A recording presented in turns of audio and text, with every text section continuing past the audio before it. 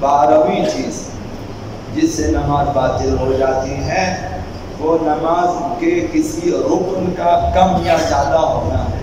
رکن نماز، واجبات رکنی نماز کہ اگر عمدن یا سہون کم ہو یا زیادہ ہو نماز باطل ہو جائے گی۔ رکوع رکن نماز ہے، بھولے سے بھی کم ہو یا بھولے سے ایک رکوع زیادہ کرے نماز باطل ہو جائے گی۔ اسی طرح کسی رکعت میں 2 سجدے بھولے سے زیادہ ہو جائیں، 2 سجدے کم ہو جائیں ایک ہی رکعت میں نماز باطل ہو جائے گی۔ یہ رکن نماز۔ اگر غیر رکنی واجبات میں سے کم یا زیادہ ہو تو اگر عمدن ہو نماز باطل ہو جاتی ہے، سہون ہو نماز باطل نہیں ہوتی۔ غیر رکنی واجبات جیسے تشہد، بھول جاتے ہیں، آپ نماز ختم کریں، آپ تشہد کی قضا بجا لائیں، نماز باطل نہیں ہوگی۔ ایک سجدہ اگر بھول جائے نماز میں نماز باطل نہیں ہوتی، نماز کے بعد آپ اس کی قضا بجا لائیں گے۔ تو لہٰذا مبطلات نماز میں سے رکن نماز اگر بھولے سے کم یا زیادہ ہو نماز باطل ہو جائے گی۔ واجبات غیر رکنی اگر عمدن زیادہ یا کم کرے نماز باطل ہو جائے گی۔ حضرت آیت اللہ سیستانی نے فرمایا تکبیرۃ الاحرام یہ بھی واجبات میں سے اور ارکان میں سے ہیں۔ اس بارے میں خصوصی فرمایا کہ اگر سہون بھولے سے تکبیرۃ الاحرام زیادہ ہو جائے نماز باطل نہیں ہوگی۔ ایک شخص نے بھولے سے ایک اور تکبیرۃ الاحرام پڑھ لیا، تکبیرۃ الاحرام پڑھ لیا تھا، بھول گیا ایک اور پڑھ لیا بھولے سے، نماز باطل نہیں ہوگی، عمدن پڑھے باطل ہو جائے گی۔ عبادات میں ہماری توجہ برقرار رہنی چاہیے، روح ہے عبادت یہی ہے کہ ہماری توجہ ہو اس عبادت کی طرف کہ میں اس وقت قراءت کر رہا ہوں اور میں قراءت میں کیا کہہ رہا ہوں، میں اس وقت رکوع میں ہوں خدا کے حضور اور میں رکوع میں خدا سے کیا کہہ رہا ہوں، یہ توجہ ہونی چاہیے۔ تمام مقامات نماز بہت مہم ہے ہمارے لیے۔ مقام تکبیر بہت مہم ہے کہ ہم خدا کی کبریائی کا اقرار کرتے ہیں۔ مقام رکوع تعظیم ہے خدا متعال کے حضور، خدا کی عظمت کو یاد کر۔ اسی طرح مقام تشہد، یہاں آپ شہادت دے دیتے ہیں، شہادت توحید، شہادت رسالت پیغمبر اسلام، مہم ہے یہ مقامات، توجہ رہنی چاہیے۔ تو لہذا ایک مؤثر عامل کہ انسان کی توجہ عبادت کی طرف ہو، ایک عامل کم خوری ہے، کم کھانے کی عادت ہو جائے عبادات کی طرف انسان کی توجہ ہو جائے گی۔ حضرت آقا امیر المؤمنین علی ابن ابی طالب علیہ السلام ان کا ارشاد گرامی ہے کہ انہوں نے فرمایا من قل اکلہ، جس کا کھانا کم ہو، صفا فکرہ، اس کی فکر روشن ہو جائے گی، اس کی سوچ روشن ہو جاتی ہے۔ کم خوری سے فکر روشن ہو جاتی ہے تو توجہ حاصل ہو جائے گی۔ بہت سارے دردوں سے اور پریشانیوں سے نجات ملتی ہے کم خوری کی وجہ سے، لہذا فکر آزاد ہو جاتی ہے تو انسان کی فکر نورانی ہو جاتی ہے۔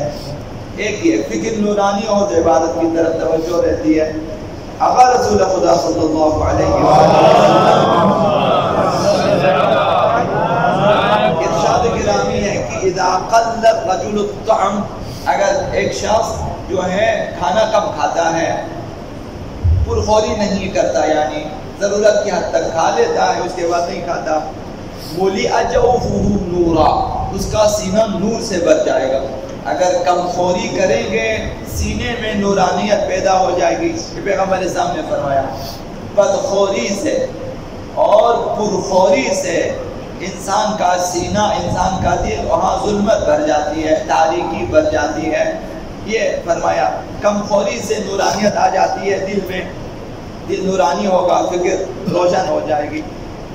دوسری روایت میں پیغمبر اسلام نے فرمایا من سرہ ان یخلص نفسہ من ابلیس، اگر کوئی شخص چاہتا ہے کہ اس کا نفس ابلیس سے آزاد ہو جائے، شیطان کی اسیری سے آزاد ہو جائے، شیطان سے نجات مل جائے نفس کو، ایک عامل یہی کم خوری فرمایا کہ فَلْيُذِبْ شَحْمَهُ وَلَحْمَهُ بِقِلَّةِ الطَّعَامِ، کم خوری کر کے اپنے گوشت اور چربی کو کم کر دو، تو آپ کم کر دیں ہم اگر کم کریں گے تو شیطان کے وسوسے کم ہو جائیں گے.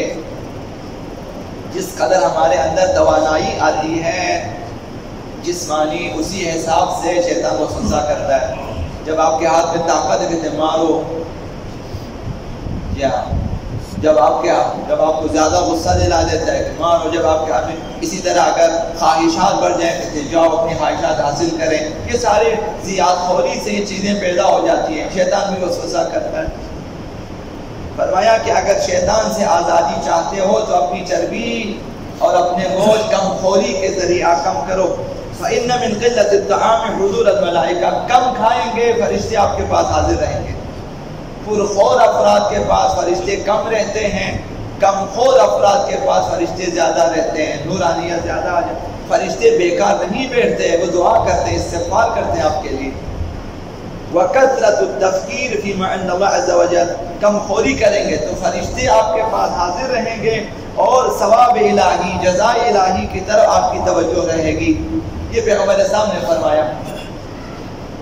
اور فرمایا کہ جاہدوا انفسکم، یہ پیغمبر اسلام نے فرمایا کہ اپنے نفس کے ساتھ جہاد کرو کم خوری کے ذریعہ اور کم نوشی کے ذریعہ. کھانا پینا کم کر دو اور اپنے تہذیب نفس کرو، تزکیہ نفس کرو. اسی طرح نفس کے ساتھ جنگ. تظلکم الملائکہ، اگر تم کم خوری کریں گے تو فرشتے تمہارے اوپر سایہ کریں گے. یہ کم خوری کے فوائد ہیں. فرشتے سایہ کریں گے. وَيَفِرُّ عَنْكُمُ الشَّيْطَانُ، شیطان تم سے بھاگے گا، شیطان دور رہے گا. کم خور افراد کے پاس شیطان کم تر آتا ہے، اگر آ بھی جائے کم وسوسہ کرتا ہے دوسروں کی نسبت. کم خوری کے نتیجے میں دل نورانی ہوگا، فرشتے نازل ہوں گے، شیطان دور بھاگیں گے تو عبادت کی طرف توجہ بھی ہو جائے گی.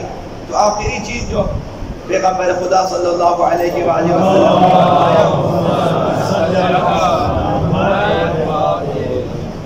کہ پرخوری سے دل تاریک ہو جائے گا، نور معرفت خاموش ہو جائے گا. یہ پیغمبر صلی اللہ علیہ وسلم نے فرمایا لا تشبعوا فیطفأ نور المعرفت من قلوبکم. کم کھاؤ، اگر زیادہ کھاؤ گے نور معرفت تمہارے دلوں میں خاموش ہو جائے گا. جب نور خاموش ہو جائے ظلمت آ جاتی، تاریکی چھا جاتی ہے.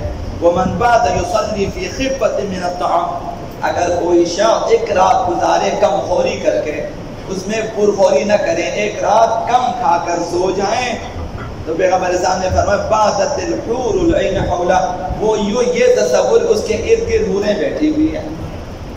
حوران جنت کا شوق بڑھ جاتا ہے کم خور افراد کی طرف.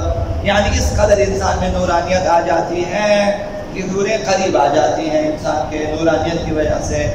حوریں ہماری خواتین کی طرح نہیں ہے کہ صرف ظاہری زیبائی و معنویت دیکھ کے آ جاتی ہیں، خدا کے حکم سے آ جاتی ہیں، خدا ان متعلق اذن سے آ جاتی ہے، مقرب افراد کے پاس آ جاتے ہیں.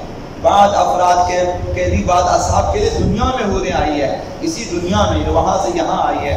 بعض فقہا اور اولیاء الہی کے لیے اسی دنیا میں حوریں آئی ہے. انہوں نے توجہ نہ کرنے پر حضور نے خدا ان متعلقہ میں شکایت کی ہے کس کے پاس بھیجے تو ہماری طرف دیکھتے ہی نہیں ہیں. ایسے اولیاء تو لہٰذا کم خوری کی عادت ڈالیں، انشاءاللہ العزیز دل نورانی ہو جائے گا اور عبادات کی طرف ہماری توجہ بڑھ جائے گی. اللہ